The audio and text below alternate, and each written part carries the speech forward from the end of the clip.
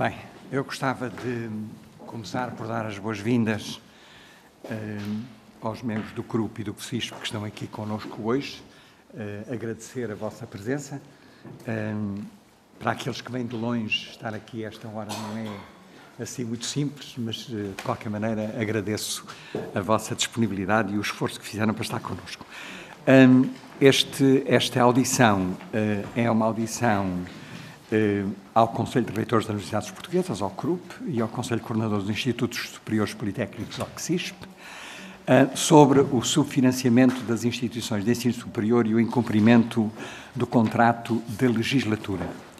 Isto vem na sequência de um requerimento para esta audição feita pelo Grupo Parlamentar do PSD, que foi aprovado na nossa Comissão, e, portanto, eu gostava de começar de imediato por dar as boas-vindas aos professores Rui Vieira de Castro, vice-presidente do CRUP e reitor da Universidade do Minho, o professor Luís Ferreira, que é reitor da Universidade de Lisboa, a professora Maria José Fernandes, que é presidente do CSISP, e aos professores Orlando Rodrigues e professora Ângela Lemos, que também fazem parte do CSISP. Sejam todos muito bem-vindos. A audição decorre da seguinte maneira: há uma intervenção inicial do Grupo Parlamentar do PSD de 5 minutos e depois o CRUP e o CSISP, cada um tem 15 minutos para dizerem o que entenderem. Depois gostaria de saber quem é que vai falar nestas duas intervenções. E depois temos intervenções de 5 minutos de cada um dos grupos parlamentares.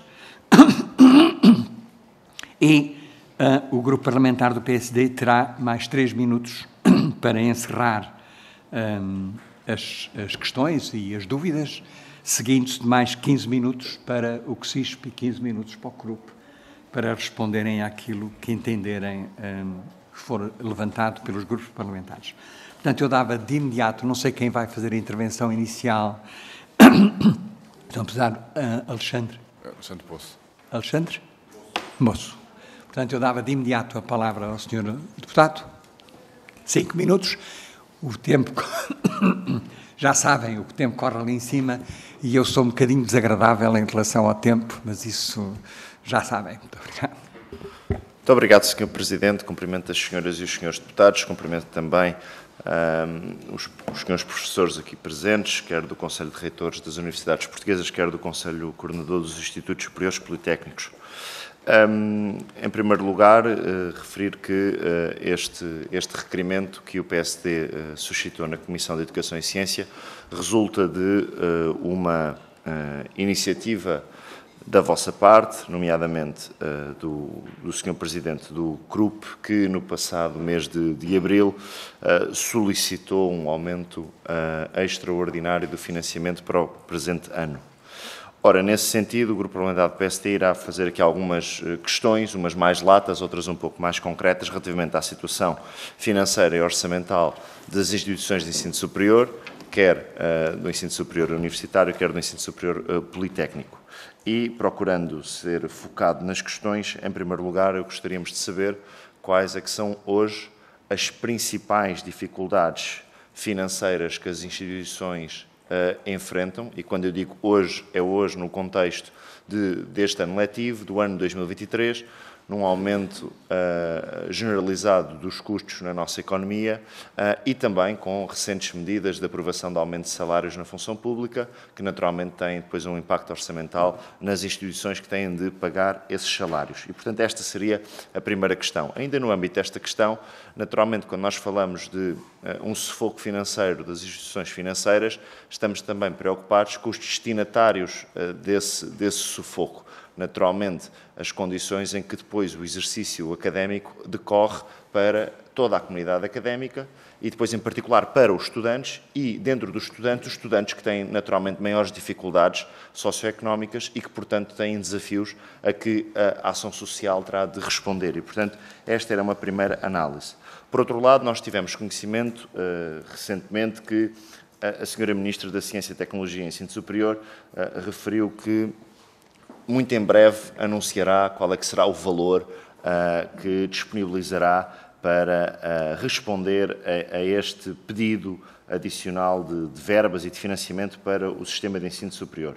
E, portanto, a pergunta era muito concreta, era se este valor está a ser discutido com Vossas Excelências e se já têm alguma informação adicional que possam divulgar aqui na Assembleia da República face a esta promessa de que até ao fim do mês presente iremos ter novidades face a este valor.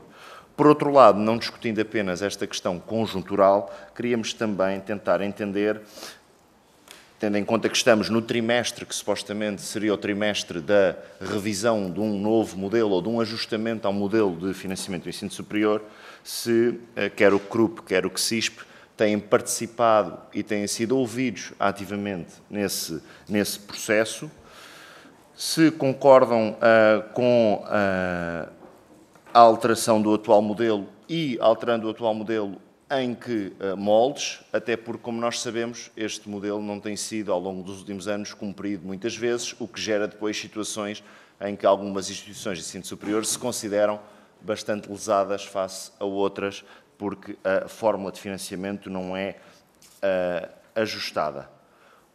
E terminávamos também esta primeira ronda com uma última questão que se prende com a consideração de novas vias ou novas fontes ou outras ideias que até ao momento não estão contempladas do ponto de vista legal para financiamento das instituições de ensino superior. E queríamos perceber das reflexões que têm feito, quer no CRUP, quer no CSISP, se consideram a possibilidade de introduzir novas fontes de financiamento, tendo em conta desafios que o ensino superior hoje tem e que eu passo a elencar alguns, seja o envelhecimento do corpo docente, a retenção de talento, as necessidades de internacionalização, a diversificação dos públicos, o baixo financiamento crónico do ensino superior, os custos com, por exemplo, que as famílias têm de suportar no segundo ciclo e no terceiro ciclo do ensino superior, as questões relacionadas com a saúde mental,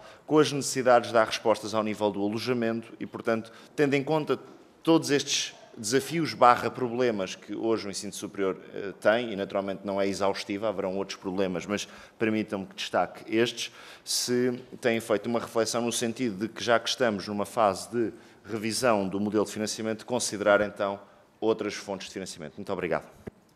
Muito obrigado, Sr. Deputado, e também muito obrigado pela precisão. Agradeço sempre. Passamos de imediato às intervenções do CRUP. Eu imagino que a primeira intervenção será feita pelo professor Rui Vieira de Castro, que é vice-presidente do CRUP e também reitor da Universidade do Minho, a quem eu passo a palavra. O tempo conta ali. Penso que vai haver 2 intervenções iniciais e, portanto, os dois têm que partilhar os 15 minutos que têm à sua disposição. Sr. Professor.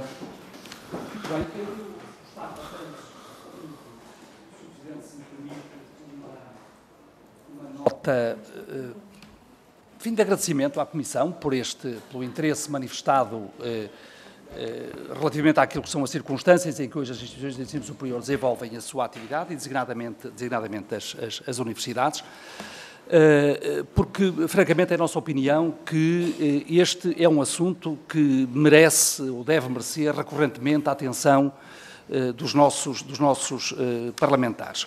Eu gostaria de começar com algumas notas brevíssimas de enquadramento. Depois passaria a palavra ao professor Luís Ferreira, que nos traria aqui alguns dados mais específicos sobre aquilo que são os desafios de natureza financeira que hoje se colocam às instituições. Eu começava por recordar o seguinte: a missão das universidades é uma missão conhecida, não é? Ela prende-se com a qualificação superior das pessoas, o desenvolvimento da atividade de investigação, a indução de inovação, a promoção do desenvolvimento económico, social, cultural, e deve dizer-se que as universidades, apesar do quadro de dificuldades em que se têm movido, têm cumprido com esta missão.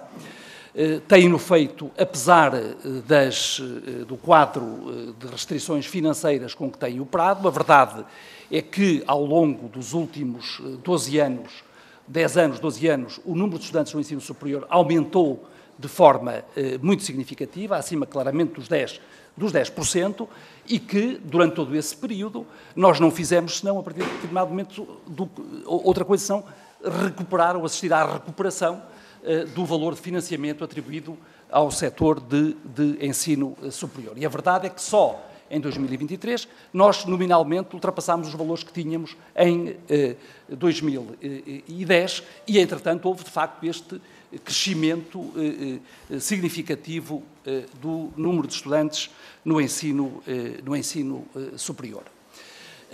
E isto tem colocado, obviamente, desafios muito importantes às instituições, que não têm impedido, deve dizer-se, alguns sucessos que eu julgo que devem ser reconhecidos, seja no plano, por exemplo, da internacionalização das universidades, seja no plano do alargamento dos públicos. Nós temos hoje muitas instituições que estão a fazer apostas muito significativas em cursos não conferentes de grau.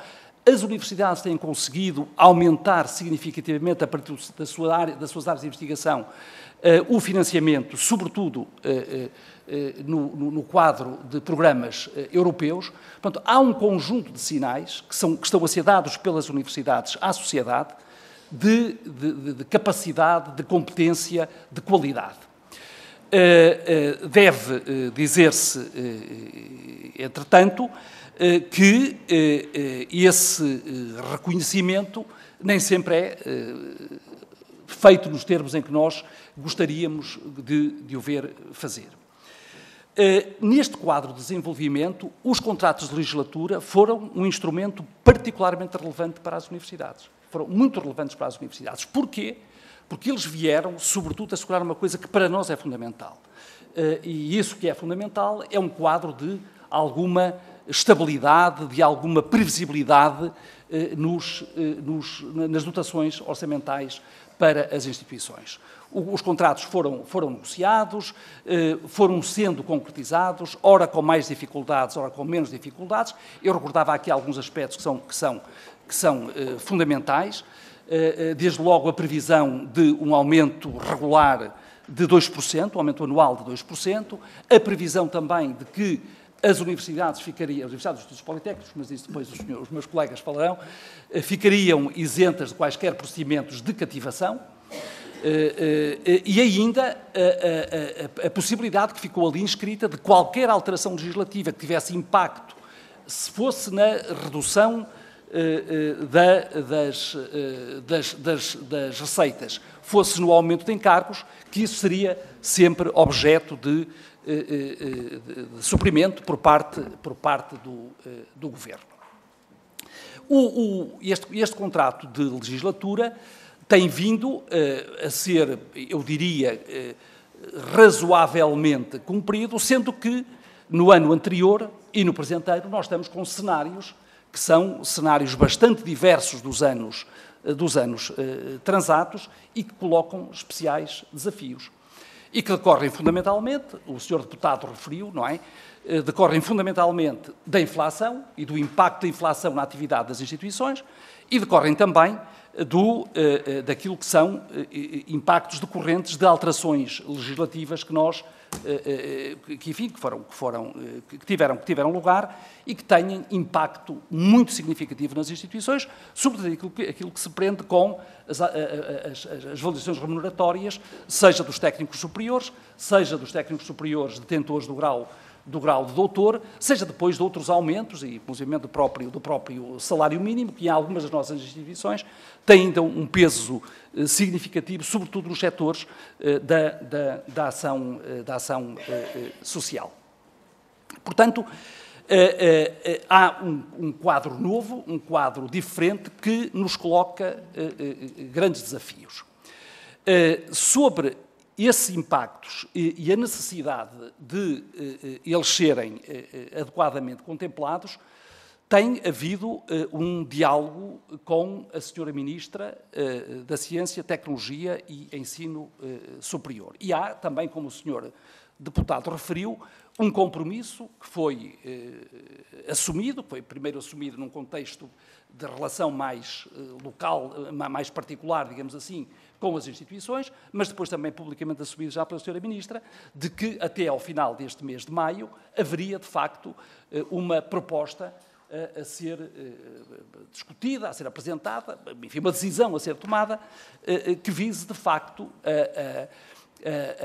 a recuperação daquilo que foram as perdas reais que as instituições sofreram e estão a sofrer. Como os seus deputados têm muito bem presente, os custos com energia o ano passado tiveram um acréscimo brutal. Nós tínhamos instituições mais protegidas porque os seus contratos de fornecimento de energia estavam a decorrer, outras tiveram que renegociar neste mesmo período em condições que foram muito gravosas. Houve exercícios, enfim, um exercício de compensação desses aumentos. Deve dizer-se que as instituições compreenderam também o quadro de dificuldade em que o país se encontrava, e houve aqui enfim, em alguns casos, algumas compensações que não terão sido integralmente resolvidas, mas, quer dizer, o nosso problema hoje centra-se com aquilo, e agora respondendo concretamente à questão do Sr. Deputado, com aquilo que é a situação que temos hoje, não é? E o que temos hoje é isto, estamos a lidar com um conjunto de aumentos de encargos muito significativos. Sobre isso depois o professor Luís Ferreira dará alguns elementos concretos, e cabe-nos, e foi esse o teor da intervenção do Presidente do CRUP, alertar, enfim, a opinião pública, a opinião política e o próprio Governo para as dificuldades com que as universidades estavam a confrontar. Sobre a dimensão dessas dificuldades, eu passava então a palavra ao professor Luís Ferreira, que elencará alguns enfim, das disposições legais que foram, entretanto, adotadas, que entraram em vigor, e dos seus impactos nas instituições.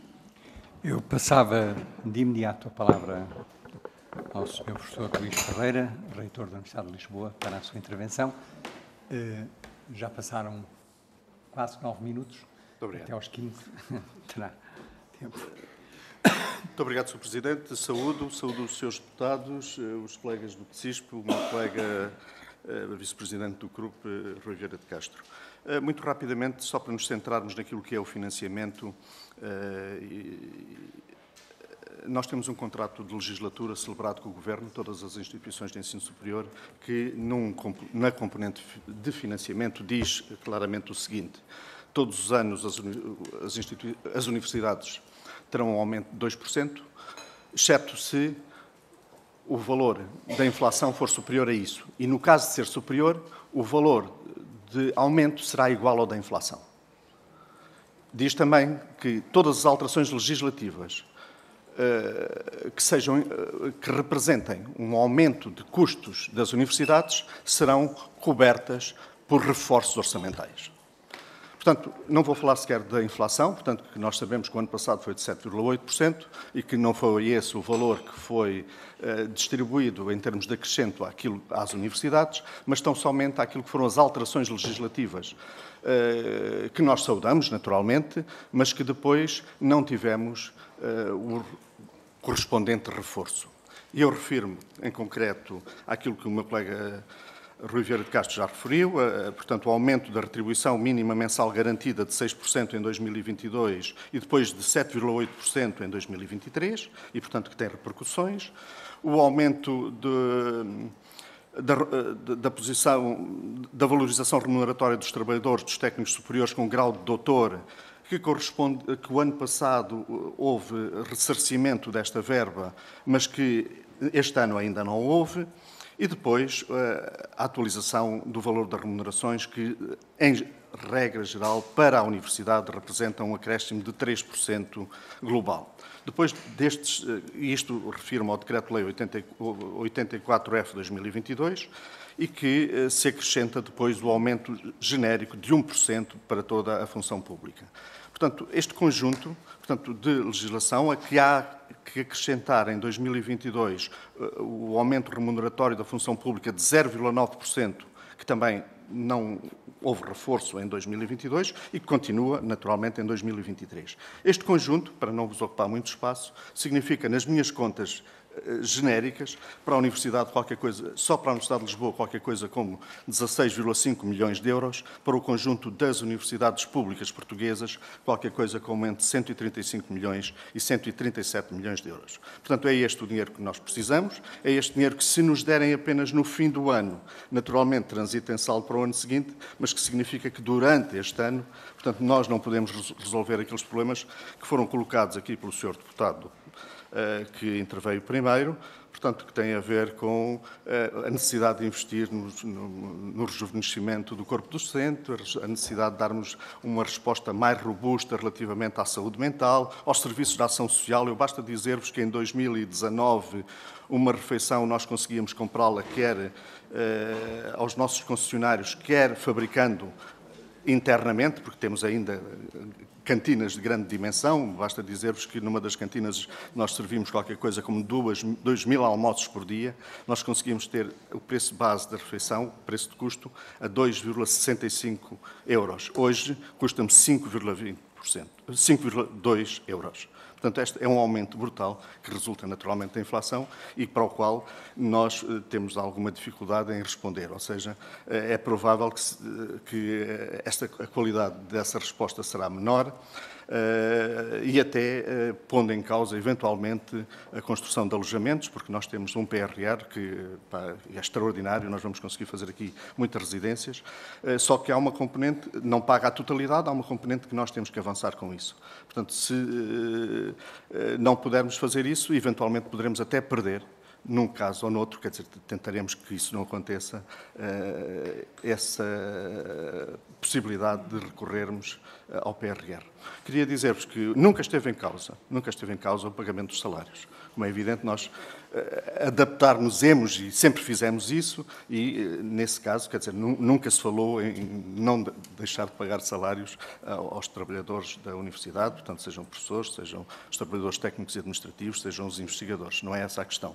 E, portanto, em termos muito sucintos e globais, nós precisamos, e tão cedo quanto possível, para o conjunto das universidades portuguesas públicas, entre 135 e 137 milhões de euros. Muito obrigado, Sr. Professor. Eu acho que o Sr. Professor Rui Vieira de Castro precisava de mais um minuto. Sim, muito obrigado. E, com certeza, ainda tem tempo. Só utilizar esse minuto. O Sr. Deputado suscitou algumas outras questões que eu não queria deixar de responder também, de forma muito sucinta, acerca do modelo de financiamento ou melhor, da fórmula de financiamento para as instituições. Há um compromisso do Governo que essa fórmula será adotada para 2024. Há trabalho que está a ser feito já. Houve uma reunião entre o Ministério, o Conselho de Reitores e também o CSISP, onde foram apresentados termos de referência para a nova fórmula. Esses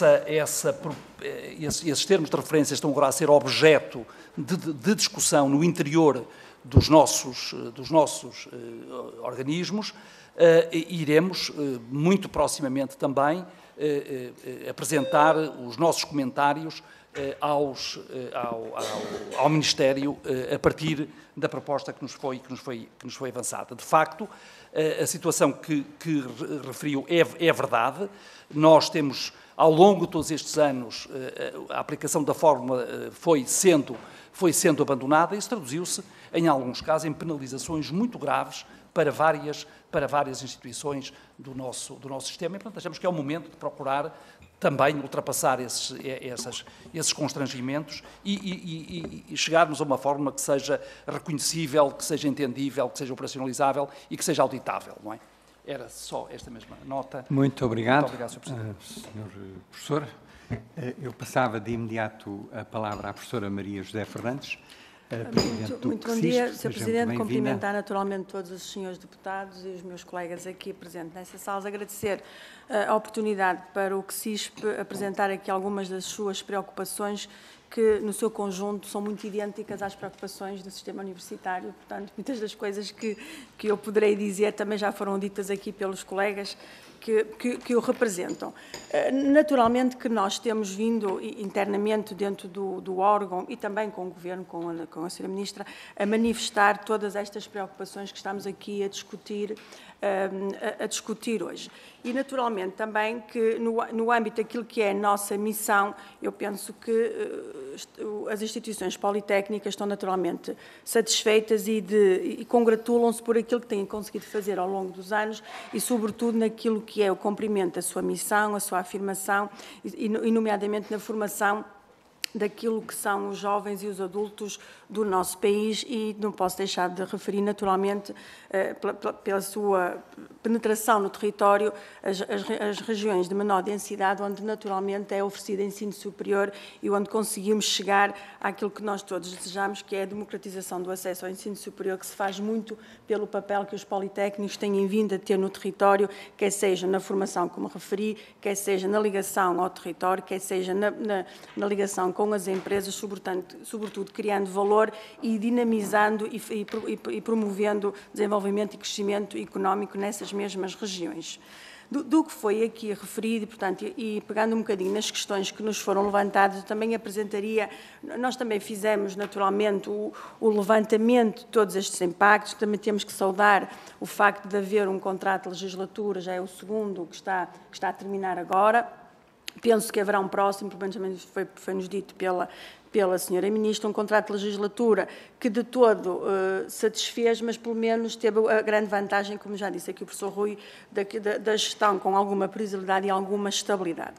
E naturalmente que os compromissos que nós assumimos no contrato de legislatura, da parte das instituições de ensino superior, tentámos cumprir ao máximo, portanto havia um conjunto de indicadores e algumas medidas a serem atingidas no âmbito desse contrato, acompanhadas naturalmente por um conjunto de impactos financeiros, ou se quisermos, de regras financeiras que teríamos que cumprir e, sendo isso, ressarcidas em um aumento de 2% por ano garantido. E isto aconteceu nos primeiros anos dos contratos de legislatura que estão ainda em vigor, não veio a acontecer no último ano, fruto muito do impacto da inflação. Portanto, e também, como foi aqui já referido, todos tivemos um reforço e a inflação ficou nos 7,8%, portanto, e o que nós defendemos é que no âmbito desse contrato o valor do reforço do orçamento teria que ser, nos termos do cumprimento do mesmo, de cerca de 7,8%, que não veio a acontecer, foi 2,5% para todos, depois 1% para regularizar algumas situações, que naturalmente muitas instituições também saudaram. Portanto, neste momento, qual é a situação em que nós vivemos? Vivemos numa situação em que hoje, a maior parte de nós, pelo menos na minha instituição, a dia 24, pagámos aos trabalhadores, pagámos o acrescento de 1%, o efeito do subsídio de refeição, sem não ter recebido nenhuma compensação. Portanto, e isto, de facto, é muito preocupante, porque nós temos, naturalmente, compromissos financeiros e compromissos orçamentais que podem ser postos em causa. Nós tivemos a oportunidade de reunir com a Sra. Ministra, apresentámos o impacto que isto tem nas nossas instituições em termos globais e falando aqui em números, só para impactos daquilo que tem a ver com os salários, da mudança dos assistentes técnicos, dos técnicos superiores com doutoramento e sem doutoramento com o subsídio de refeição, identificámos cerca de 16 milhões de euros para as instituições politécnicas. Portanto, este foi um valor que nós apresentámos e temos ainda temos ainda a questão temos ainda a questão do valor que tínhamos que ter os tais 5% que entendemos que nos falta no orçamento, que nos daria um valor total de cerca de 32 milhões de euros que precisaríamos. A isto acresce, foi dito também aqui, houve um reforço dos custos da energia no ano transato, o valor que foi distribuído não cobriu os custos de energia, foi uma parte dos custos de energia, portanto, ficaram cerca de 5 milhões por sermos ressarcidos, e ainda gostávamos de falar de valores que estão em falta de anos anteriores, tem a ver muito por força do Covid, em que havia o compromisso por parte do Ministério de nós sermos ressarcidos de muitas das despesas em que incorremos por fruto da pandemia, e continuamos a suportar essas despesas durante esses 3 anos que todos vivemos e não foram considerados. O que é que o CSISP defende? E que eu acho que é uma coisa importante, que é, quando nós falamos em reforço orçamental, dos 25 milhões que nos foram dados para fazer face na altura aos custos da energia, etc., isto tem que ser reforço no orçamento, ou seja, tem que ser um reforço, não é um reforço esporádico, tem que ser considerado no orçamento. Portanto, tem que haver um aumento real do valor do orçamento das instituições de ensino superior. Porque, repare, estes custos que nós estamos a ter com o pessoal neste momento, estes 30 milhões que identificamos aqui, são valores que se vão repercutir sempre. Portanto, isto não é... E estamos à espera, como disse, também já foi dito aqui, a Sra. Ministra falou-nos num reforço que iria anunciar até ao final deste mês, e naturalmente que este reforço não pode ser um reforço para 2023, tem de ser um reforço que entre na estrutura do orçamento deste ano e dos próximos anos, não é? Porque os salários vão-se pagar todos os anos, não vão pagar apenas este ano, como aconteceu com os custos, que foi a metodologia que foi usada nos custos da energia. Agora, o que é que nós defendemos em termos daquilo que é o financiamento das instituições de ensino superior? E agora, pegando um bocadinho nas perguntas que o Sr. Deputado levantou. Naturalmente que estamos a discutir uma fórmula de financiamento, ou seja, estamos a iniciar a discussão de uma fórmula de financiamento. Portanto, houve, de facto, uma reunião do CSISP do CRUP com o Ministério, em que foram apresentadas as linhas gerais, se quisermos, desta discussão. Todos sabemos e defendemos que a fórmula que tem vindo, ou a não fórmula que tem sido utilizada, não serve de todo o sistema. Aliás, é uma fórmula que não é usada desde 2009 e, naturalmente, todos os pressupostos em que a mesma assenta estão perfeitamente desatualizados. Portanto, precisamos, de facto, de rever este modelo de financiamento. Entendemos e a expectativa naturalmente é essa, que haja uma ampla participação do CSISP na definição da fórmula, porque naturalmente temos ideias sobre aquilo que deve ser o financiamento do ensino superior, sendo certo que reforço aqui mais uma vez a questão de que para isto tem que haver um reforço de financiamento do ensino superior enquanto sistema.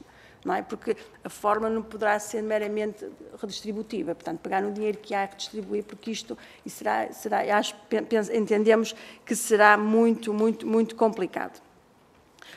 Acreditamos, naturalmente, que este modelo deverá ser alterado. Temos noção de que as instituições de ensino superior devem diversificar as suas fontes de financiamento. Portanto, eu acho que as instituições têm feito este esforço e também o contexto é propício a isso. Portanto, há diversas fontes de financiamento e a dinâmica das instituições também se mede muito pela capacidade de captação de outras fontes de financiamento, sendo que isto não invalida que o Orçamento de Estado, portanto, o Orçamento Público, tem que naturalmente ter aqui um contributo muito importante.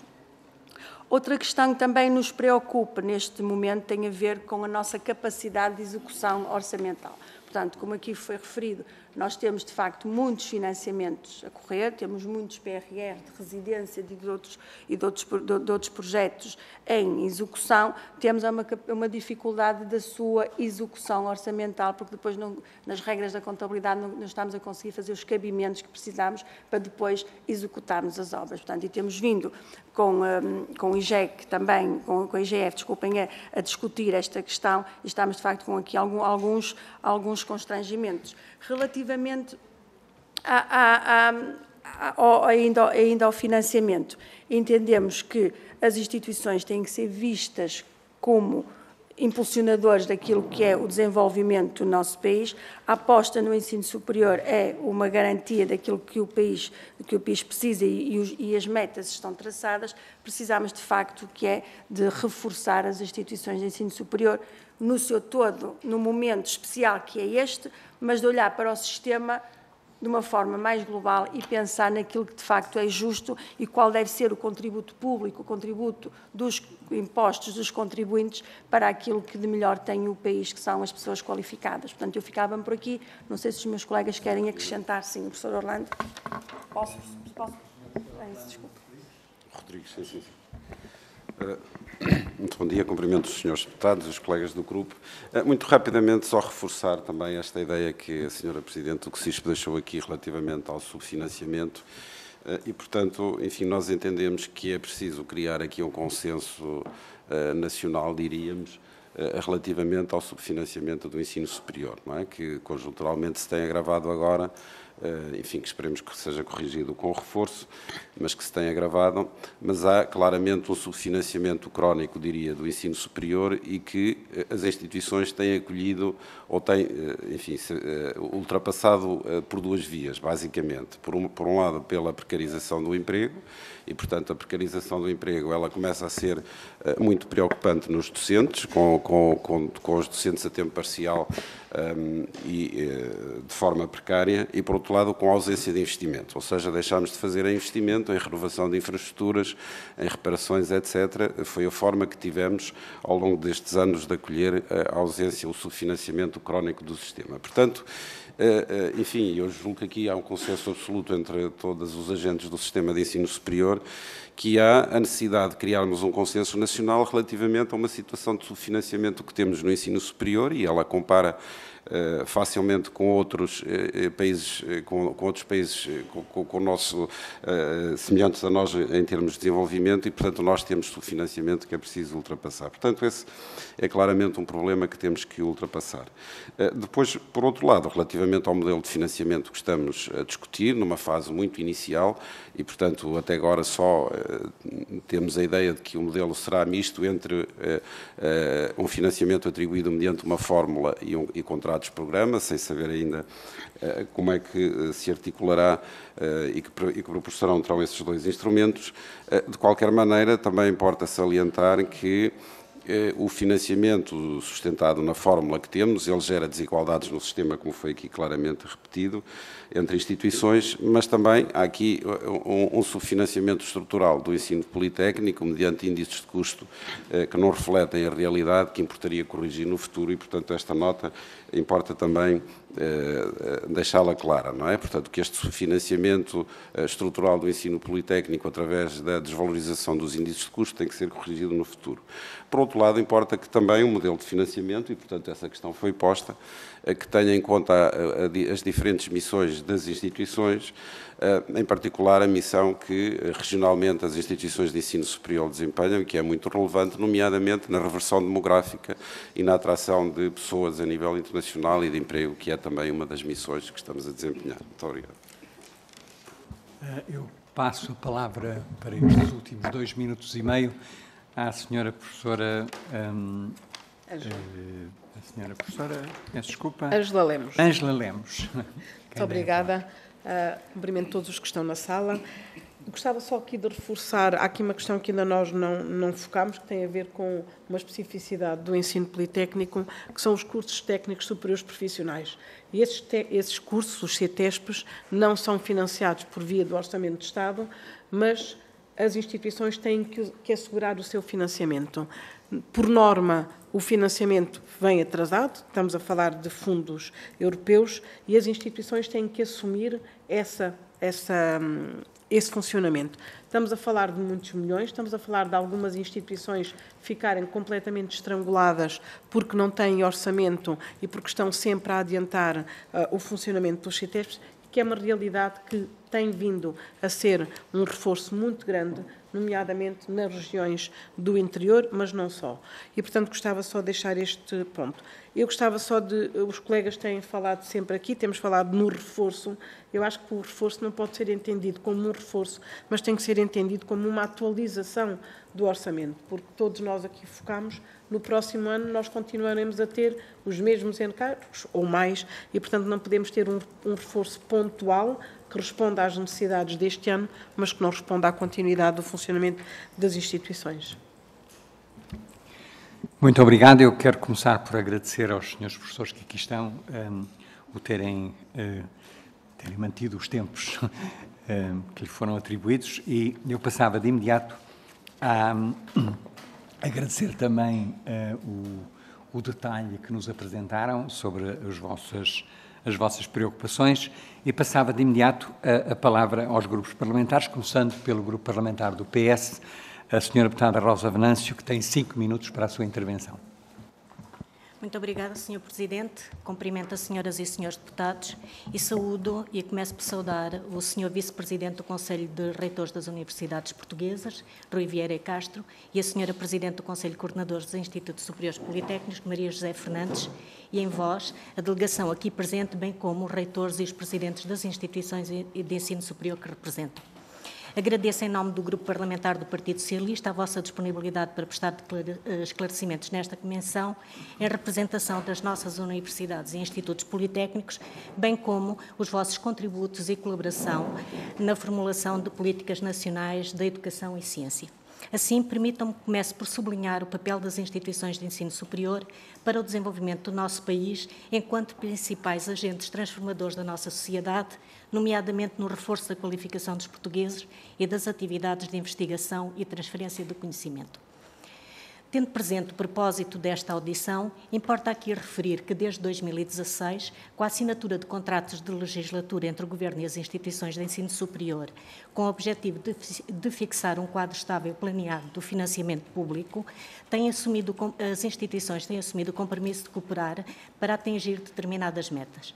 Nesse sentido, a relação financeira entre o Governo e as instituições de ensino superior tem-se regido no quadro de confiança e previsibilidade. O requerimento apresentado pelo Grupo Parlamentar do Partido Social Democrata para esta audição conjunta sobre o subfinanciamento das instituições de ensino superior e o incumprimento do contrato de legislatura tem por base declarações do Sr. Presidente do Conselho de Reitores das Universidades Portuguesas, ALUSA, no dia 18, em que refere o não cumprimento do acordo da legislatura celebrado entre o Governo e as instituições de ensino superior, que prevê um reforço orçamental sempre que a inflação seja superior a 2% ou caso o Governo implemente iniciativas com impacto financeiro. Contudo, os dados que são públicos, o Governo em 2022 reforçou os orçamentos das instituições de forma a minimizar os impactos orçamentais em consequência dos acréscimos de encargos com energia e da aplicação de medidas de valorização remuneratória dos trabalhadores.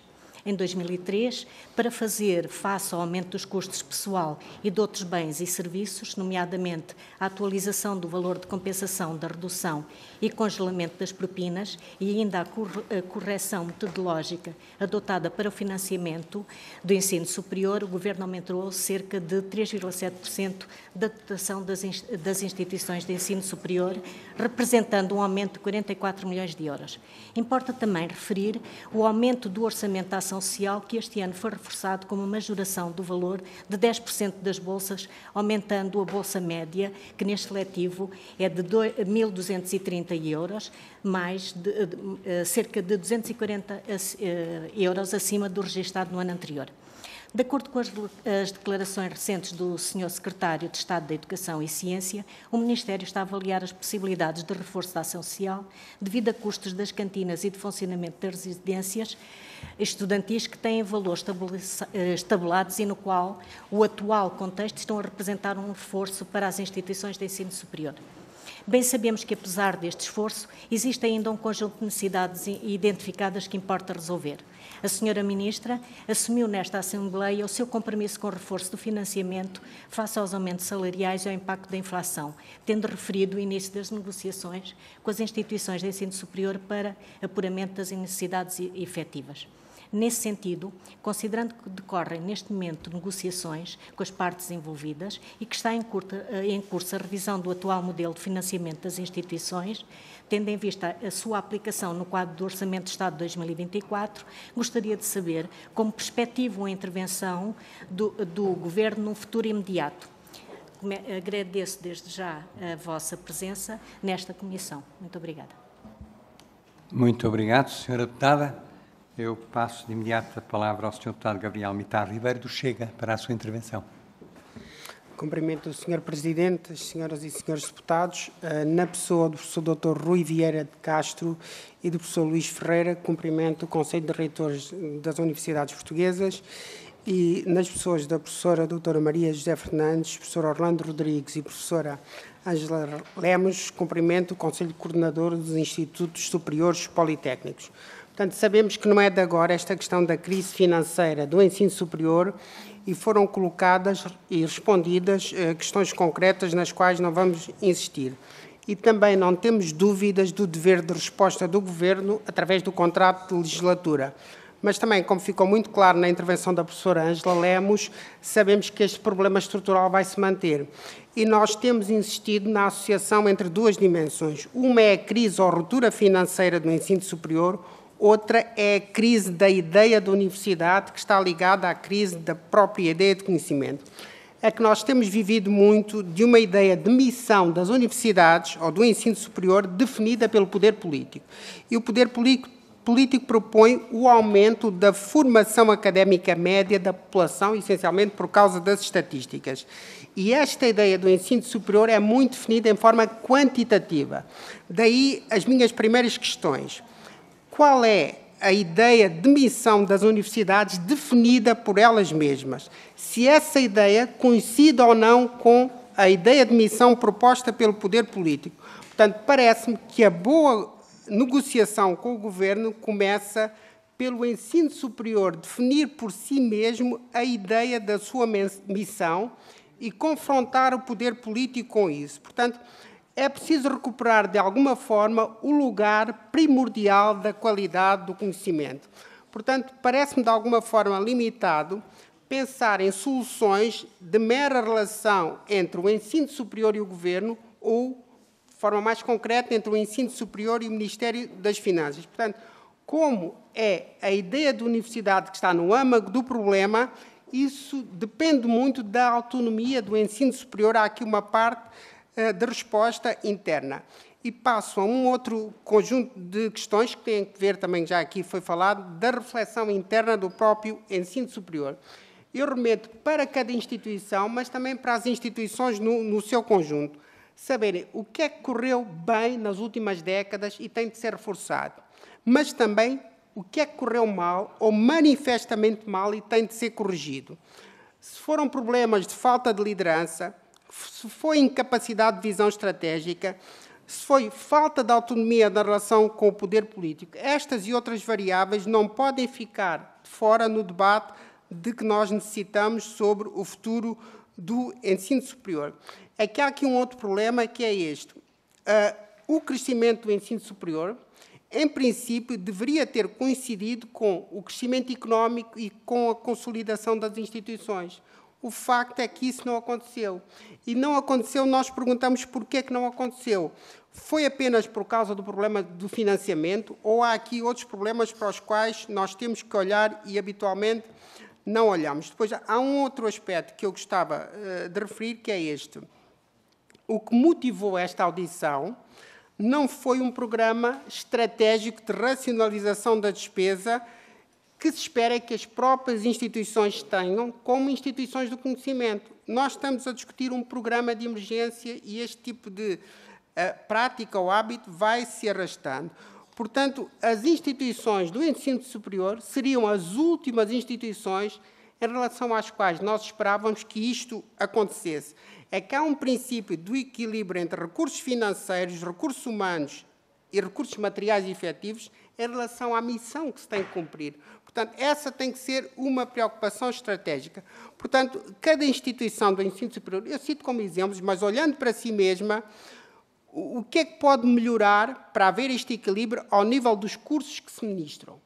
O que é que pode melhorar ao nível do número de entradas de estudantes a cada ano letivo? Como é que isto se pode planificar a longo prazo para haver esse equilíbrio entre recursos humanos e das próprias universidades e os recursos financeiros? Para terminar, é isto. Quando o ensino superior resvala para situações de insustentabilidade financeira, é toda a sociedade que é arrastada para o mesmo padrão de comportamento.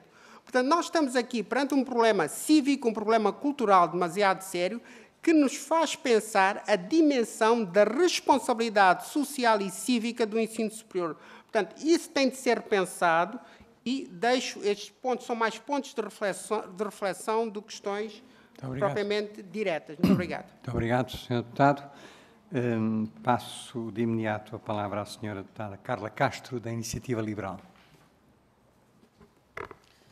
Obrigada, Sr. Presidente. Cumprimento os Srs. Deputados e cumprimento em especial todos os representantes do Conselho de Reitores e o Conselho de Coordenadores dos Institutos Politécnicos. Agradeço também a disponibilidade de aqui estarem para debater este importante tema, ao PSD por ter agendado e, sem dúvida, ao importante papel das instituições que representam. O subfinanciamento do ensino superior é um problema grave, crónico, já temos tido a oportunidade de falar sobre o tema e comentar entre a retórica e a prática que o Governo tem. A Iniciativa Liberal tem demonstrado a preocupação também, até com algum caráter casuístico, nomeadamente pelo que já aqui foi referido, a lei de financiamento do ensino superior não ter estado a ser levada em conta e estar desatualizada e não ser aplicada desde 2009 e com todos os problemas que daí sucedem, nomeadamente com as distorções, no qual inclusivamente tivemos um projeto de resolução também aprovado para a sua revisão. E a informação que temos e continuamos a ter é que, efetivamente, quer pela Sra. Ministra, pelo Secretário de Estado, pelos próprios, hoje próprio nesta reunião, que os trabalhos estão em curso. Mas há realmente problemas presentes de gravidade da situação, o subfinanciamento estrangula as instituições do ensino superior, estamos a falar de crescimento, dinamismo, competitividade, distorções na concorrência e sim, há um impacto, obviamente, não só em relação às gerações, em relação ao próprio desenvolvimento do país. Já foi aqui relembrado hoje que o Conselho de Reitores da Universidade solicitou, apontou a necessidade do Governo de valores à volta do reforço adicional de 5%. Na altura, a comunicação social também foram veiculados valores de cerca de 60 milhões de euros. Hoje falarmos aqui no global de um valor de 130 milhões de euros. Estamos a falar, portanto, nestas ordens de estimativas.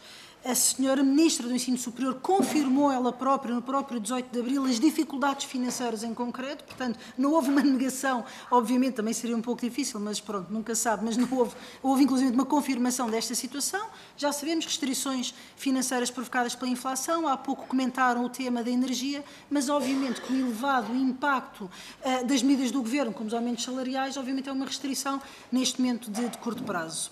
Foi falado também o contrato de legislatura, que prevê precisamente o reforço das transferências. Isto levanta-me também uma reflexão que nem devia ser alertado a necessidade da atualização do valor, ela devia ser logo até uma própria iniciativa e isso deveria decorre das obrigações do Ministério.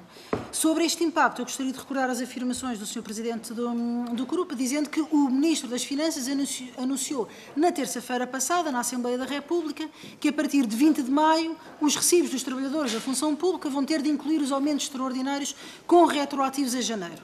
Sucede, porém, que as instituições de ensino superior não têm esse dinheiro. E depois vimos uma sucessão também de promessas, de situações, a Sra. Ministra a dizer que os salários também nunca irão estar em causa, há sempre esse conforto, obviamente, em relação às pessoas em concreto, mas a verdade é que nós estamos aqui perante afirmações que não podem deixar de ter a maior preocupação e isto faz-me chegar ao primeiro bloco de perguntas, que é, quando é falado nesta situação toda de ruptura, o que é que significa em concreto estas rupturas? E já tiveram despesas específicas, efetivamente, onde tiveram de cortar. Eu imagino que haja investimentos que quisessem fazer e que não podem fazer. Há uma promessa de, até ao final do mês, haver uma resposta. Nós estamos a dia 23. Que novidades é que há em cima da mesa? Temos falado sobre as reuniões, sobre a lei de financiamento, já foram aqui confirmados também, pelo que foi entendido pela Sra. Ministra aqui, já em plenário, que estaria a apontar para uma versão transitória neste Orçamento de Estado para uma nova fórmula de financiamento nesse tal misto de contrato de programa, lei de financiamento, mas que estaria numa versão transitória. Gostaria de saber se também confirmam isso e que opinião têm sobre este processo em concreto, sendo que noto que o comentário que disseram, bastante pertinente, que este reforço de 2023 já deve estar incluído estruturalmente e não devemos estar no orçamento agora para 2024 a falarmos do mesmo tema. Um terceiro tema, muito rapidamente, que gostaria muito de ter mais dados adicionais, que ouvimos que a execução do PRR, que há fortes constrangimentos, que há dificuldade de execução pelas regras, eu creio que percebi de contabilidade. Eu gostava de perceber, em concreto, exemplos de constrangimentos. Este é um tema transversal, não é só no ensino superior, mas eu tenho a sensação que nós estamos em geral, todos olhar para isto como uma fatalidade dos constrangimentos e da falta de execução do PRR. Gostava de perceber alguns exemplos concretos, até com uma ótica para solucionar. E o último ponto, rapidamente, que não posso deixar de trazer à preocupação, porque também se remete com financiamento. A Iniciativa Liberal já trouxe isto, o tema com a Ministra, na última audição, e refere-se ao Plano Nacional de Alojamento para o Ensino Superior. Tem que terminar, Sra. Deputada. Para terminar, o PRR tem verbas em relação à construção e à reabilitação. Nós não estamos a ouvir em lado nenhum o tema da manutenção.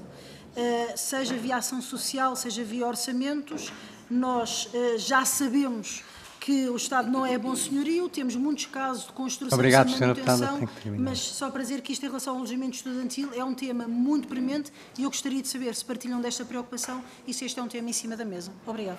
Obrigado. Passo de imediato a palavra ao Sr. Deputado Manuel Love, do Partido Comunista Português. Muito obrigado, Sr. Presidente. Começo por saudar a presença dos representantes do Conselho de Reitores e do Conselho Coordenador dos Institutos Superiores Politécnicos e, bom, e saúdo naturalmente os senhores e as senhoras deputadas. O Sr. Vice-Presidente do CRUP fez uma síntese dos vários aspectos daquilo que chamou os cenários muito diversos em 2022, que ocorreram, ou perante os quais estamos face em 2022 e 2023 relativamente a anos anteriores. Inflação, o custo da energia, as alterações legislativas com impacto nas valorizações remuneratórias e, por exemplo, um aspecto tão prosaico e tão significativo, que habitualmente não se atribui, não se localiza, a opinião pública não localiza no ensino superior e que tem a ver com o aumento do salário mínimo, que é relevante em vários setores, evidentemente a contratação nas instituições de ensino superior politécnico. Eu queria, a minha intervenção vai exatamente no sentido daquilo que o professor Orlando Rodrigues, creio que Presidente do Instituto Politécnico de Bragança, mencionou aqui da necessidade de um consenso nacional sobre o financiamento do ensino superior. E com a definição, e estamos totalmente de acordo com a avaliação que faz. Há um subfinanciamento crónico. Não é 22 e 23, é crónico. No espaço de 20, 25 anos, a redução foi brutal do financiamento por parte do Orçamento do Estado para as instituições de ensino superior. Criando-se um novo modelo de governança económica das instituições que passa por muito daquilo que, e é evidente que é uma... Bom, concluo. Aquilo que a professora Maria José Fernandes, a Presidente do Conselho, mencionava como a necessidade das instituições de ensino superior deverem diversificar as suas fontes de financiamento, verificando-se ou não a sua capacidade de captação de outras fontes, etc. Nós sabemos o resultado final deste processo. Eu sou professor universitário e sabemos o resultado final deste processo. Foi uma criação, toda uma criatividade infinita que as instituições tiveram que assumir para ir buscar financiamento em overheads, em emolumentos, numa série de práticas que a mim me parecem claramente típicas do ensino superior, de instituições de ensino superior privadas e não públicas.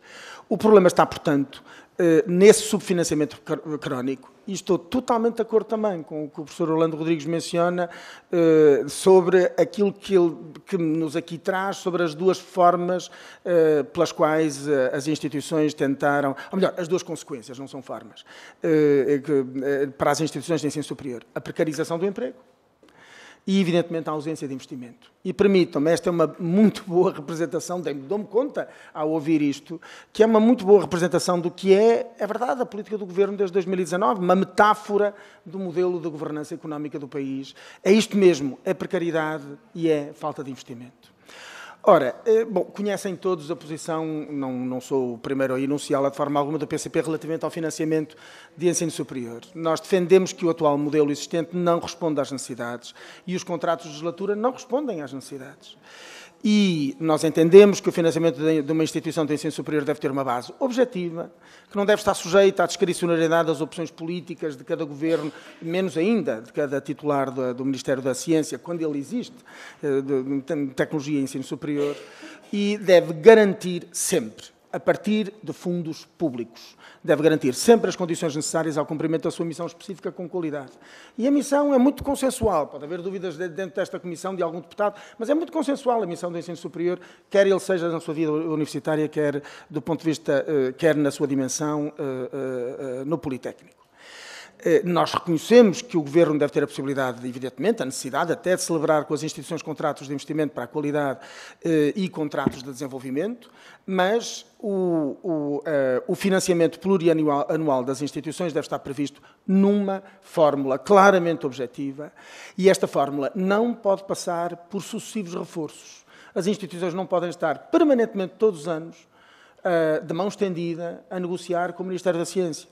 E, nesse sentido, a intervenção, se a posso interpretar desta forma, a intervenção da professora Ângela Lemos, do Instituto Politécnico de Setúbal, creio eu, justamente é essa que temos falado de reforço e deveríamos falar em atualização. Deveríamos falar em novos orçamentos, uma nova fórmula que reforce os orçamentos, que crie histórico. E que não seja, no ano de 23 agora vamos reforçar, porque houve tal, em 22 houve a guerra da Ucrânia, e agora em 24 vai haver outra surpresa qualquer, e vai ser um impacto, vamos imaginar, de novas medidas do ponto de vista ambiental, e vamos de reforço em reforço. Isto não pode ser. Não faz nesse sentido. Não vou perguntar se já foram transferidos, porque já sabemos que não, algum deste reforço que aqui se mencionou. Faço estas duas perguntas. Tem que ser rápido, Sr. Deputado. Com certeza. Os contratos de legislatura parecem-vos ainda uma forma adequada de financiamento de uma instituição de ensino superior? A nova fórmula em discussão abre caminho claramente para não uma lógica de reforços negociados caso a caso, ano a ano, mas para uma nova fórmula muito clara de financiamento que reforce o financiamento por parte do Orçamento do Estado. Muito obrigado. Muito obrigado. Sr. Deputado. Desculpem, chegamos ao fim das intervenções dos grupos parlamentares e eu dava agora a palavra ao Sr. Deputado Alexandre Poço para 3 minutos em relação a esta audiência para os seus comentários. Muito obrigado, Sr. Presidente. Agradeço as observações iniciais, quer dos senhores professores do grupo, quer do CSISP, e tinha aqui mais algumas questões, porque, naturalmente, quando nós lemos aquela que foi a posição do grupo em abril, ficámos, eu diria, muito sensibilizados para as palavras que então o Presidente do grupo referiu, não é? O Presidente do grupo referiu que havia instituições em situação de ruptura e, volto a citar, com dificuldades em pagar salários. Ora, hoje aqui nesta audição já nos foi dito que, naturalmente, afinal, a questão do pagamento de salários não está em causa. Mas como o dinheiro não estica, o grupo parlamentar do PSD queria perceber então o que é que fica por fazer. É a manutenção das instalações e das residências? São os planos de saúde mental? É a abertura de concursos de recrutamento de novos professores até para mitigar a endogamia académica? É a abertura de concursos para a progressão na carreira científica nas instituições de ensino superior? É a diversificação da oferta formativa para ajustar aos novos públicos, nomeadamente à população adulta, quando sabemos que há uma quebra demográfica no nosso país? É a renovação dos laboratórios? É a renovação de equipamentos? Ou seja, nós, atendendo àquilo que nos foi transmitido e das necessidades de financiamento adicional, porque temos de perceber, assumindo que o dinheiro não estica, o que é que está a ficar por fazer. Porque essa foi a intenção deste requerimento. Por outro lado, queríamos também questionar e voltar a questionar, aproveitando que estamos na Assembleia da República e que se está neste momento a discutir um novo modelo de financiamento, ou até porque já também há uns meses também tínhamos um novo modelo de acesso e depois foi uma coisa bastante pífia, será um ajustezinho ao modelo de financiamento. Qual é que será, então, o pensamento, quer do grupo, quer do CSISP, para novas fontes de financiamento? Ou seja, naturalmente que o objetivo será sempre aumentar e ter mais recursos disponíveis, mas considerando o atual quadro, seja as transferências do Orçamento de Estado, seja os contratos de programa, que outras fontes de financiamento é que o grupo e o CSISP têm refletido e que pensam e que podem aqui partilhar na Assembleia da República que seria interessante o país equacionar. E, por último, uma questão relacionada com a execução do Plano Nacional do Alojamento e Ensino Superior. E gostaríamos de saber até porque temos ouvido números bastante dispares daquela que é a construção, reabilitação, renovação de novas camas e, portanto, aumenta a capacidade nas residências. Como é que, quer o CRUP, quer o CSISP, avaliam a execução? Porque, no nosso entendimento, esta execução tem sido entre o dramático e o trágico. E era esta a questão que tínhamos para vos colocar. Muito obrigado, Sr. Deputado. São as intervenções dos grupos parlamentares. Eu passaria de imediato a palavra ao CRUP para a sua intervenção. Tem 15 minutos, que pode usar como entender. Era isso que eu sugeri ao Sr. Presidente, que o professor Luís Ferreira focasse primeiro algumas questões e depois eu... Muito bem, então eu passo de imediato a palavra ao professor Luís Ferreira para a sua intervenção. Muito obrigado, Sr. Presidente.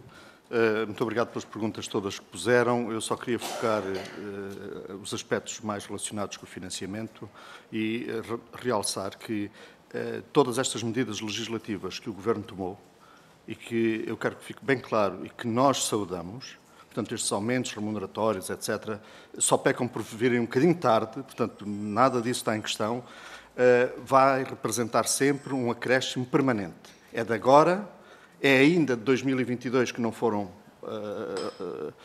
reforçados e vai ser permanente. Portanto, quando eu dei aquele valor, que é um valor genérico, significa que esse é o valor necessário para manter aquilo que nós chamaremos de financiamento ou, se compararmos com outras universidades de países parecidos com o nosso, o tal subfinanciamento, para mantermos esse subfinanciamento que vínhamos dos anos anteriores. Portanto, este é o valor que nós precisamos para voltar a um valor de 2021.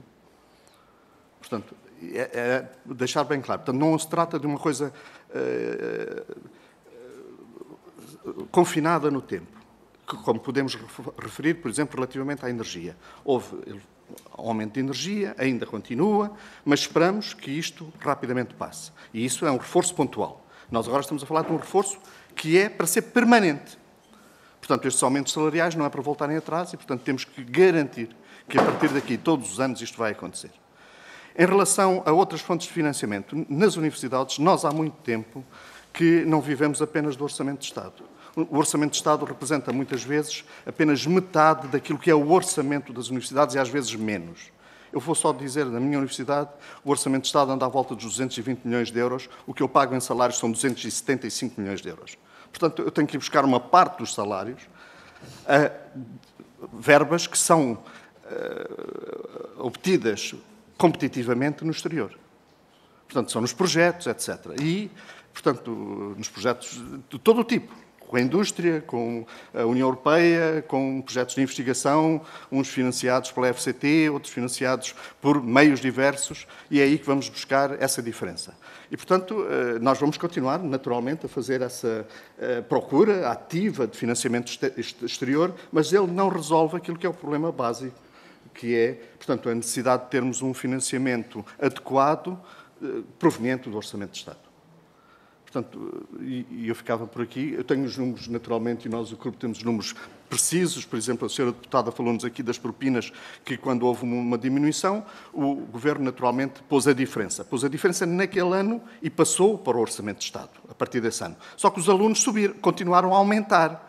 E nestes que aumentaram, já não houve, nos anos seguintes, um aumento correspondente a essa propina, por exemplo. Mas estamos a falar de valores residuais, eu nem trouxe isso à discussão hoje. Muito obrigado.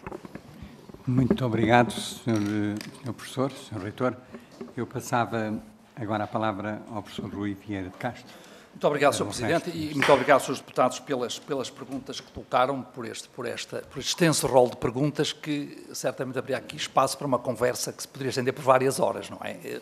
Mas aquele relógio impõe constrangimentos muito fortes, de maneira que eu vou ter que ser muito pontual nas respostas e vou procurar atender a todas as coisas que foram ditas pelos vários grupos parlamentares. Sr. Professor, desculpe só interrompê-lo. Tudo aquilo que quiserem enviar a seguir, em termos de detalhe, têm toda essa liberdade, não é? Portanto, os grupos parlamentares estão disponíveis para receber informação adicional que nos querem entregar. Com certeza. Desculpe. Muito obrigado. Pegando então em questões como se perspectivam as negociações com o Governo, nós temos encontrado da parte desta equipa ministerial uma grande abertura para discussão com as instituições dos problemas sérios com que nos confrontamos. A nossa expectativa, obviamente, é que a essa atitude de abertura e de diálogo que queremos manter e com a qual estamos comprometidos, que correspondam medidas que efetivamente possam permitir a resolução, se não total, mas uma resolução pelo menos parcial, de alguns dos graves problemas com que nos defrontamos e que eu quero voltar um pouco mais à frente. Quando nós nos sentamos à mesa para discutir com o Ministério aquilo que são as nossas necessidades, e os quadros de resposta que podem ser ensaiados, obviamente que nós temos sempre presente um certo entendimento sobre o que é a missão das universidades. Essa missão compromete-nos, ela está fixada em documentos fundamentais, como a Lei de Base do Sistema Educativo, o regime jurídico das instituições de ensino superior, que prevêem também determinados níveis de autonomia para as próprias instituições enunciarem e aplicarem aquilo que é o seu entendimento mais particularizado dessa missão. Eu diria que hoje, até porque nós vivemos num quadro de contínua interação internacional, as universidades são capazes de uma efetiva autorregulação. Primeiro, têm mecanismos internos que devem garantir a qualidade do seu desempenho, seja ao nível da educação, seja ao nível da investigação, seja da interação com a sociedade, e depois, até, vamos ver, por efeito das nossas relações internacionais, agora muito consolidadas no quadro das alianças europeias, nós estamos obrigados a olhar em permanência e a monitorizar em permanência aquilo que é a nossa atividade e o desempenho de que somos capazes. Significa isto dizer que tudo corre bem nas universidades? Não, não corre, não é? Nós temos a clara noção de que há sempre espaços de melhoria, mas temos uma ideia clara do lugar para onde queremos avançar e procuramos colocar isso sistematicamente em cima da mesa, seja quando estamos aqui a conversar com os senhores deputados, seja quando estamos a falar com o Governo, porque assumimos, de facto, uma determinada missão que está muito clara, também nos nossos planos estratégicos, também nos nossos planos de ação para os quadriênios. Relativamente, e agora retomando ainda um pouco as questões do financiamento, nós estamos com muita expectativa em que se avance... peço desculpa.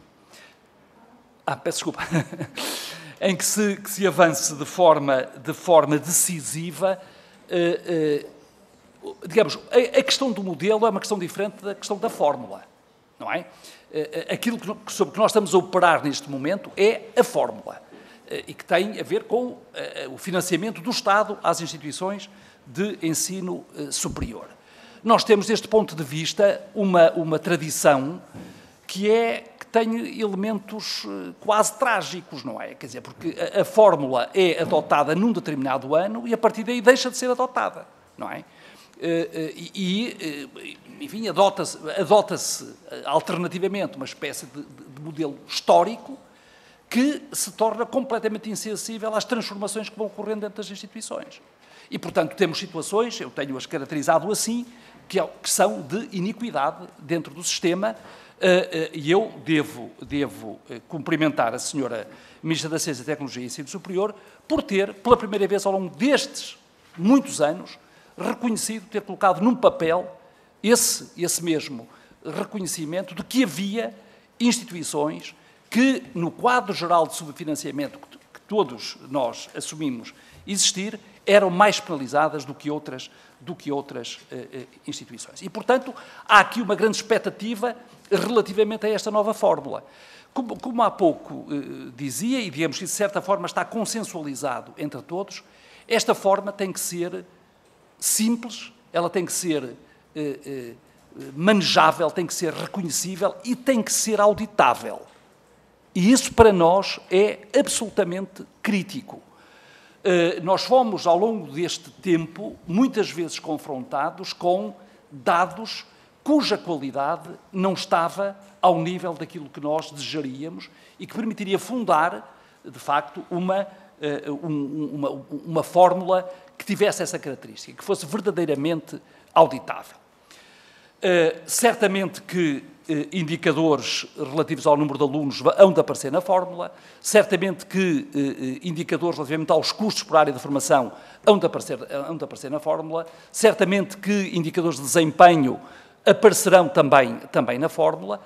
Em alguns destes casos, a produção de dados vai demorar tempo e a identificação de quais são os dados que efetivamente temos que ter para mobilizar para a aplicação da fórmula. E é nessa perspectiva que eu julgo que está a ser, enfim, é a minha interpretação, Sra. Deputada, é a minha interpretação do processo, não é? Que está a ser consensualizada uma aplicação gradual da fórmula. A expectativa é que ela seja operacionalizada já este ano, provavelmente não em toda a sua extensão, mas com bases sólidas, é essa a nossa expectativa. E isto que eu estava a dizer, enfim, aplica-se também a uma questão que o Sr. Deputado Manuel Loff colocou. Vai ser trabalhoso o exercício, mas há um resultado que eu julgo que é por todos desejado, é que ele introduza um elemento de confiança que hoje, francamente, não existe no sistema. Há desconfiança sobre se o modo como está a ser feito o financiamento é o mais adequado ou não, ou tem falhas, e há quem ache que tem falhas e que tem falhas significativas. Quando o professor Sousa Pereira, o presidente do CRUP, se referiu aos impactos muito gravosos que podiam decorrer da não resposta àquilo que são as situações concretas, de que já aqui hoje falámos. Primeiro, ele reportava-se ao final do ano e dizia: se até lá nada acontecer, pois provavelmente as instituições vão ficar numa situação crítica. Como disse o professor Luís Ferreira, há uma preocupação fundamental nossa, que é garantir os salários e, portanto, por aí eu julgo que não teremos problemas. Mas depois faz uma pergunta, não é? A sua pergunta subsequente é: mas então, se há dinheiro para aí, há dinheiro que vai faltar em algum lugar? E isso leva-nos àquilo que, e agora, digamos, do nosso ponto de vista, é uma absoluta necessidade. O professor Orlando Rodrigues, há bocado, falava na necessidade de um consenso social. Apanhando essa boleia, era capaz de falar da necessidade de uma espécie de contrato social em torno do ensino superior em Portugal. Para, às vezes, desconforto das instituições, nós não vemos as matérias do ensino superior tão presentes quanto entendemos que deveriam estar na agenda política. E às vezes estão, não pelas melhores razões, outras vezes estão por razões que nos parecem que são razões laterais, e há, digamos, alguma escassez de debate em torno. Eu agora estou a recordar-me de uma pergunta que o Sr. Presidente da República fez na Convenção Nacional sobre o Ensino Superior, que o CRUP promoveu em 2019, que era: o que é que o país quer das suas universidades?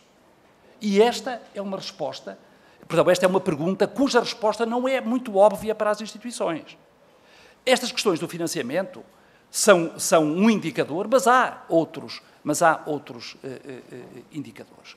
Há questões que são muito críticas para nós neste momento. Por exemplo, o reequipamento científico. Como sabem, a maior parte da investigação científica conduzida no nosso país é feita no quadro das universidades e das suas unidades de investigação. O reequipamento científico, em certas áreas, é absolutamente essencial. E nós estamos com problemas sérios e com problemas que são tanto mais sérios quanto nós depois nos colocamos num quadro, digamos, de competição internacional, não é? Quando vamos, e estamos a fazê-lo muito bem, deve dizer-se, quando concorremos aos programas europeus para a obtenção de investigação e estamos a conseguir, de financiamento para a investigação, e estamos a conseguir resultados muito interessantes, é evidente que se nós não tivermos a capacidade técnica, ficamos numa posição de desfavorecimento. Nós temos problemas muito sérios com o edificado.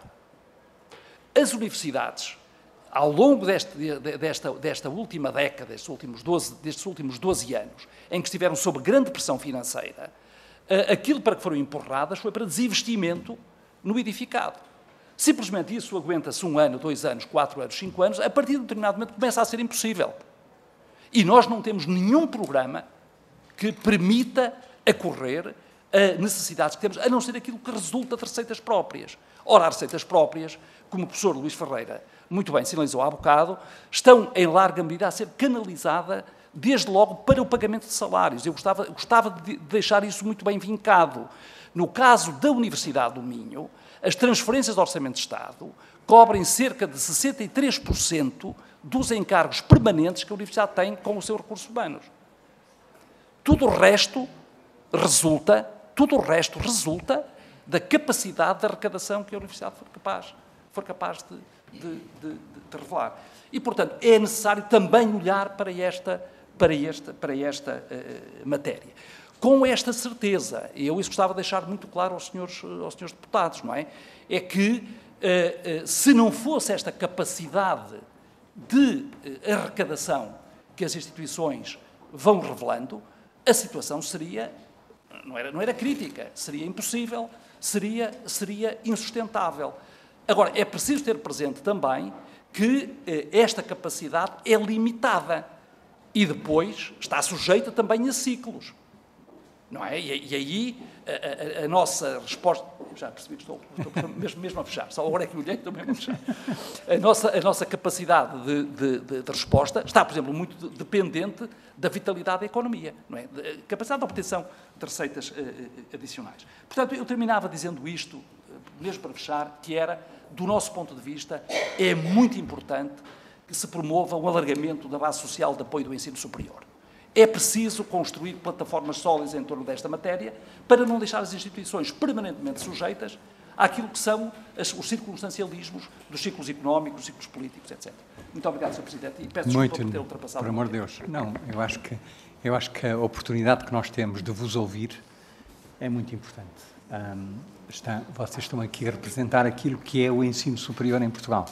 E, portanto, devemos de imediato agradecer a vossa presença, como é óbvio, e também perceber as dificuldades que estão a enfrentar neste momento e que provavelmente são dificuldades que não são novas, algumas delas, outras serão novas para o futuro, mas eu passava de imediato a palavra à Sra. Professora Maria José Fernandes. Muito obrigada, Sr. Presidente. Agradecer naturalmente todas as reflexões, eu diria que muitas reflexões e também algumas questões às quais eu vou tentar naturalmente responder com a colaboração dos meus colegas. Eu pegando aqui naquilo que estava a ser dito relativamente àquilo que é o financiamento do ensino superior e a expectativa que as instituições politécnicas têm daquilo que está a ser discutido neste momento, é naturalmente de que, e como disse aqui o professor Rui Vieira de Castro, que a fórmula que venha a nascer desta discussão, e também como referimos, uma discussão muito inicial, portanto, apenas uma reunião com algumas linhas orientadoras, portanto, não estamos ainda aqui a discutir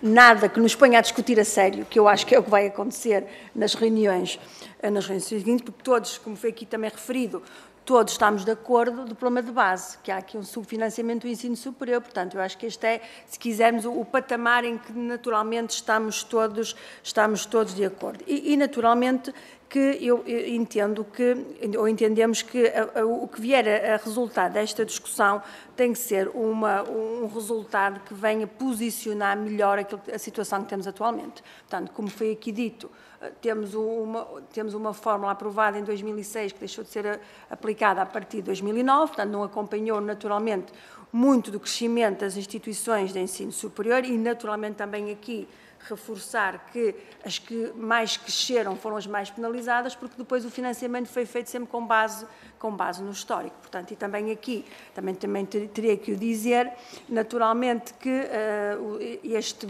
Governo, ou este Ministério, pela primeira vez em 2023, fez aqui deu um sinal de correção relativamente a esta situação, com também a certeza, ou pelo menos a garantia, de que essa correção iria ser por mais anos. Porquê? Porque não se consegue resolver num ano uma situação negativa que se arrasta há mais de 10 anos. Mas naturalmente, que a fórmula que vier a ser, e nós defendemos muito isso, que vier a ser discutida e aprovada, há de ser uma fórmula, há de ter algum consenso, há de ser uma fórmula transparente, há de ser uma forma clara e, naturalmente, uma forma em que nós nos revejamos naquilo que são as necessidades das nossas instituições. Porque, e agora, respondendo aqui a algumas questões, o Sr. Deputado do PSD pergunta o que é que fica por fazer. Naturalmente, ficam coisas por fazer.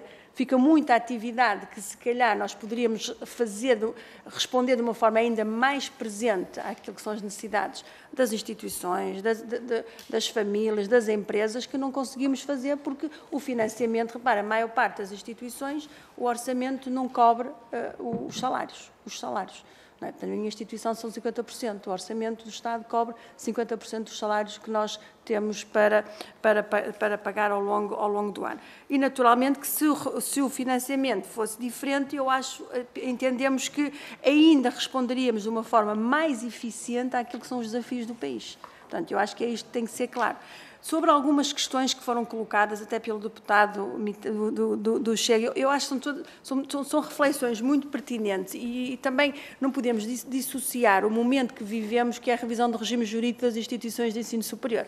Portanto, e muitas destas reflexões que foram aqui apresentadas sobre a missão das instituições de ensino superior, se deve haver ou não diferenciação, portanto, todas as questões que foram aqui levantadas relativamente à relação destas missões com a insustentabilidade financeira, eu penso que estão a ser também discutidas no âmbito do regime jurídico e que, naturalmente, como todos sabem, há de ser um instrumento também que há de ser aqui discutido e teremos, naturalmente, se calhar, a oportunidade de nós próprios voltar a esta sala, voltar ao Parlamento. Portanto, que é um documento, naturalmente, estruturante para aquilo que é o ensino superior e que não pode de todo ser dissociado daquilo que é o financiamento que vier dar suporte àquilo que fica vertido no regime jurídico das instituições de ensino superior. Temos, naturalmente, a garantia de que a fórmula que vier a ser aplicada em 2024, pelo menos foi como nos foi dito, não deveria ser uma fórmula plena, porque até nem há tempo, não é? Portanto, nós estamos a 2 ou 3 meses de preparar o orçamento, vocês estão todos, nós também contribuímos para ele, de preparar o orçamento de Estado. Naturalmente não haverá o tempo necessário, mas será naturalmente já uma aproximação e, quem sabe, até um teste. Relativamente aos contratos de legislatura, como me perguntou, naturalmente que, como nós referimos, acho que o sistema todo, no seu todo, concorda, são instrumentos de trabalho importante, de previsão e de estabilidade. Portanto, nós sabemos com o que estamos a contar.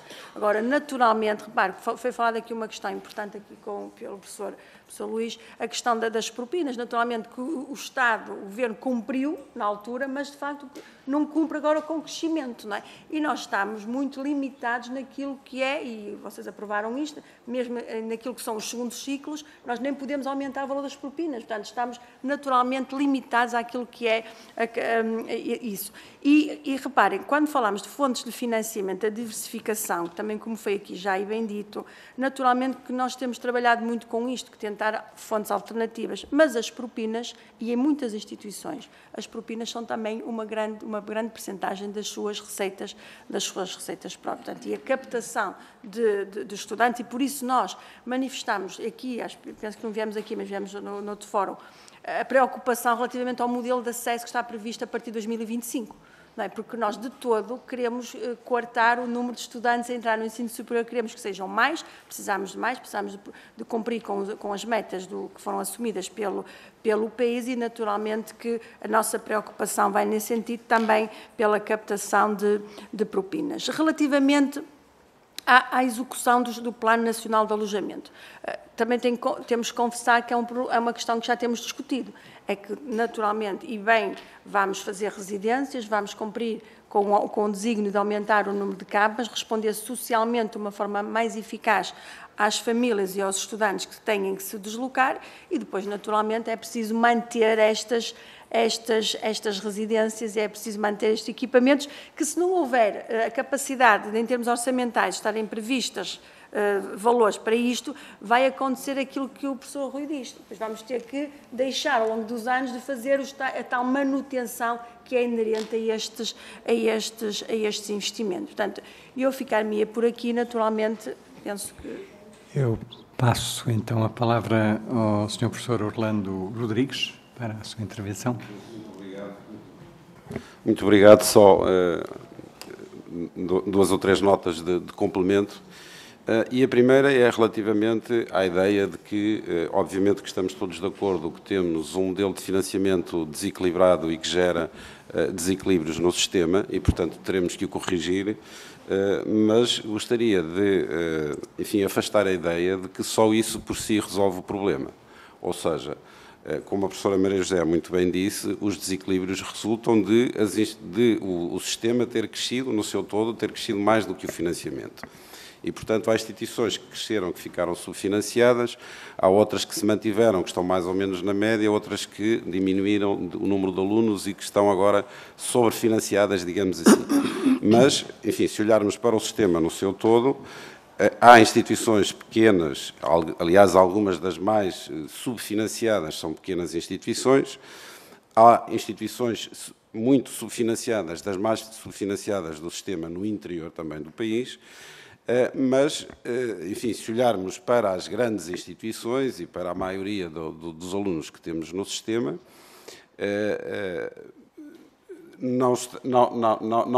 enfim, não poderemos ir por qualquer fórmula que se tire, retirar dinheiro a essas instituições para pôr nas outras, ou seja, poderemos ir tirar algumas pequenas e, portanto, isso é impossível, é absolutamente impossível, matematicamente impossível, equilibrar o sistema só com base no reequilíbrio da fórmula de financiamento. Na verdade, esse é um problema, mas nós só resolvemos esse problema colocando mais dinheiro no sistema. Portanto, disso temos que estar todos de acordo e, portanto, estamos certamente muito próximo de começar a discutir também as opções de Orçamento de Estado para 2024 e é uma boa altura também para colocar isso em cima da mesa, que não vale a pena continuarmos com esta discussão do desequilíbrio da fórmula, porque isso não vai resolver só por si nada se não colocarmos mais dinheiro no sistema. Portanto, temos necessariamente que colocar mais dinheiro no sistema se queremos resolver isto.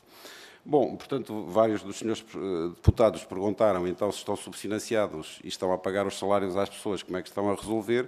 Portanto, todos os colegas já explicaram um pouco como é que estamos a resolver. Eu diria que, e repito aquilo que já disse, que um dos fatores no qual mais atuamos para resolver este problema é recorrer a este instrumento que todos temos, que é contratar os nossos professores a tempo parcial com muitos menores custos do que ter professores de quadro.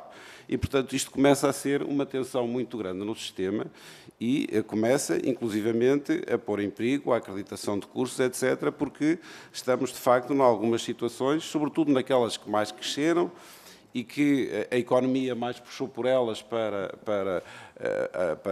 criar novos cursos, etc., e, portanto, temos algumas dessas áreas com sérias dificuldades de docentes de carreira, porque não temos tido capacidade de os contratar, orçamental de os contratar, até porque temos tido uma norma travão, para além das dificuldades orçamentais, temos tido uma norma travão para o aumento da massa salarial. E, portanto, por outro lado, deixámos de fazer investimento, deixou de haver investimento para o ensino superior, deixou de haver os anteriores PIDAGs, que antigamente havia, deixou de haver, temos agora o PRR, obviamente que é um excelente instrumento, mas é confinado ao alojamento, e, portanto, deixámos claramente de fazer investimento. Os senhores deputados perguntaram também como é que melhorávamos o autofinanciamento e recorríamos a outras fontes de financiamento. Eu aqui diria muito simplesmente que autofinanciamento rima com autonomia. Portanto, se queremos mais autofinanciamento, se queremos que as instituições sejam mais dinâmicas a procurar mais autofinanciamento, temos que estar também dispostos a reforçar a autonomia das instituições de ensino superior e ela tem vindo a ser ela, enfim, de facto está muito limitada por diversos instrumentos. Necessariamente algumas instituições optaram pelo sistema fundacional, que pode ser uma via. Estamos também em fase de discussão do RGES. Isso deve ser uma questão a ter em conta, da autonomia. Outras nem sequer têm essa possibilidade, porque não têm os rácios de autofinanciamento que lhe permitam aspirar a optar pelo regime fundacional, mas claramente teremos que pensar no reforço da autonomia das instituições e, sobretudo, na eliminação daquelas pequenas barreiras burocráticas que impedem que a autonomia das instituições seja efetiva. Para dar um exemplo e para também dar uma resposta parcial a outra das questões relativamente às dificuldades de execução do PRR, seguramente as instituições que no âmbito do PRR das residências envolve a aquisição de património, esse é o fator, as autorizações necessárias para a aquisição de património é o fator mais limitativo ao desenvolvimento desses projetos. Portanto, claramente, a autonomia, parece-me, o reforço da autonomia, parece-me fundamental. Muito obrigado, Sr. Professor Orlando Rodrigues. Eu passaria agora a palavra à Sra. Professora Ângela Ramos para a sua intervenção. Muito obrigada. Penso que há pouco mais a dizer. Eu gostava só de reforçar aqui uma questão que foi pouco debatida depois entre nós, que é a questão do envelhecimento do corpo docente. Essa é efetivamente uma realidade em grande parte das instituições. Estamos-nos a confrontar com ela. A retenção de talentos também não é fácil, porque a administração pública, como nós sabemos, a forma como nós contratamos, a contratação não é aliciante e, portanto, começa a ser muito difícil. A questão da norma travão é outra dificuldade para nós conseguirmos ir preparando atempadamente esta renovação do corpo docente e não ter que aguardar que as pessoas se aposentem para poder abrir concurso e para poder renovar. E, portanto, essa é uma realidade do sistema que também tem que ser prevista e que também deveria ser revista em termos da fórmula para contemplar estes novos ajustes. Não sei se há mais alguma... Bem, nesse caso, eu gostaria de dizer que está terminada esta audição.